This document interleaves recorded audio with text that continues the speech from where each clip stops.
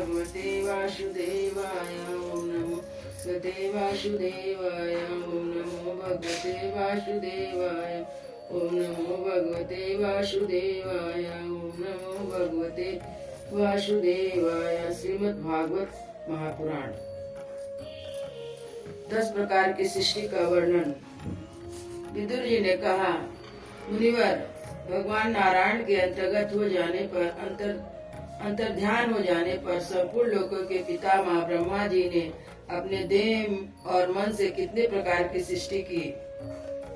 इसके सिवा मैंने आपसे और जो जो बातें पूछी है उन सब का भी क्रमशः वर्णन कीजिए और मेरे सब संशयों को दूर कीजिए, क्योंकि आप बहुत यज्ञों में श्रेष्ठ हैं। सूत जी कहते हैं, सौनक जी, विदुर जी के इस प्रकार पूछने पर मुनिवर मैत्रेय जी बड़े प्रसन्न हुए और अपने हृदय में स्थित उन प्रश्नों का इस प्रकार उत्तर देने लगे। श्री मैत्रेय जी ने कहा, अजन्मा भगवान श्री हरि ने जैसा कहा था, ब्रह्मा जी ने उसी प्रकार चित्त को अपने आत्मा में श्री नारायण में लगाकर 100 दिव्य वर्षों तक तप किया। ब्रह्मा जी ने देखा कि प्रलय कालीन प्रबल वायु के झंकोरों से जिससे वे उत्पन्न हुए थे, जिस पर बैठे वह कमल तथा जल कांप रहे हैं। प्रबल तपस्या एवं हृदय में स्थित आत्मज्ञान से उनका विज्ञान बल बढ़ गया था और उन्होंने जल के साथ वायु को पी लिया। फिर जिस स्थान पर स्वयं बैठे थे उस आकाश व्यापी कमल को देखकर उन्होंने विचार किया कि पूर्व काल में लीन हुए लोगों को मैं भी इसी से रचूंगा। तब भगवान द्वारा सृष्टि कार्य में नियुक्त ब्रह्मा जी ने उस कमल कोश में प्रवेश किया और एक के ही भू भुआ स्वा ये 3 भाग किए। यद्यपि वह कमल इतना बड़ा था कि उसके 14 भुवन या इससे भी अधिक लोगों के रूप में विभाग किए जा सकते थे। जीवों के भोग स्थान के रूप में इन 3 लोगों को शास्त्रों में वर्णन है। जो निष्काम कर्म करने वाले हैं उन्हें महा, तपा, जना और सत्यलोक रूप ब्रह्मलोक की प्राप्ति होती है। विदुर जी ने कहा, ब्राह्मण, आपने अद्भुत कर्मा विश्व रूप श्री हरि की जिस काल नामक शक्ति की बात कही थी, प्रभु उसका कृपा विस्तार पूर्वक वर्णन कीजिए। विदुर जी ने श्री मैत्रेय जी ने कहा, विश्व का रूपांतर बदलना ही काल का आकार है। स्वयं तो वह निर्विशेष, अनादि और अनंत है। उसी को निमित्त बनाकर भगवान खेल खेल में अपने आप को ही सृष्टि के रूप में प्रकट कर देते हैं। पहले यह सारा विश्व भगवान की माया से लीन होकर ब्रह्म रूप में स्थित था। उसी को अव्यक्त मूर्ति काल द्वारा भगवान ने पुनः पृथक रूप से प्रकट किया। यह जगत जैसे अब है वैसा पहले भी था और भविष्य में वैसा ही रहेगा। इसकी सृष्टि 9 प्रकार की होती है तथा प्राकृत वैकृत भेद से एक 10वीं सृष्टि और भी है, और इसका प्रलय काल, द्रव और गुण द्वारा 3 प्रकार से होता है। पहली सृष्टि महत्व की है। भगवान की प्रेरणा से सत्वादि गुणों में विस्मृतता होने से इसका स्वरूप है। दूसरी सृष्टि अहंकार की है, जिससे पृथ्वी आदि पंचभूत एवं ज्ञान इंद्रिया और कर्म इंद्रिया उत्पन्न होती है। तीसरी सृष्टि भूत सर्ग है, जिससे पंच महाभूतों को उत्पन्न करने वाला तन मात्रा वर्ग रहता है।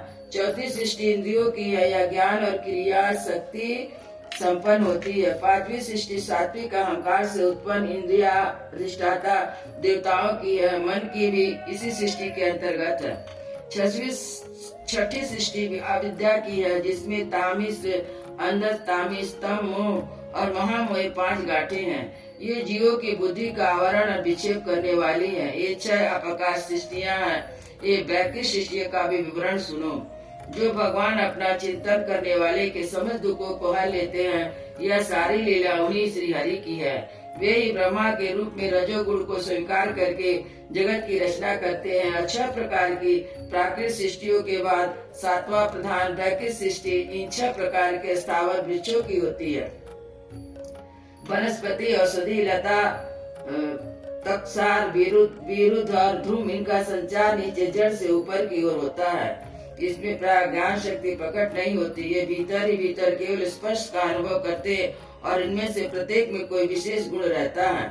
8वीं सृष्टि त्रिय योनि पशु पक्षियों की है। वे 28 प्रकार के माने जाते हैं। इनके काल का ज्ञान नहीं होता। तमोगुणी अधिकता के कारण ये केवल खाना पीना, मैथुन करना, सोना आदि जानते हैं। उन्हें सूने मास से वस्तुओं का ज्ञान हो जाता है। इनके हृदय में विचार शक्ति या दूरदर्शिता नहीं होती।